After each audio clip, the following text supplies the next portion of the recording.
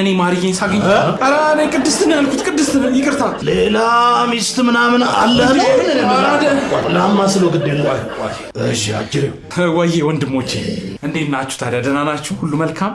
ጣሪ መስገን ደህና ነን እኛ እንግዲህ እንዴት ነው ደህና ናችሁ ወይ አይመለከት ሳይመለከት ደስ ስትሉ ግን ማለት ስታምሩ ራሱ እናንተን የመሰለ ወንድሞች ስላላት እድለኛ ናት እንደው ግርማ ሞገሳችሁ ራሱ ምናምን እንዴት ደስ ይላል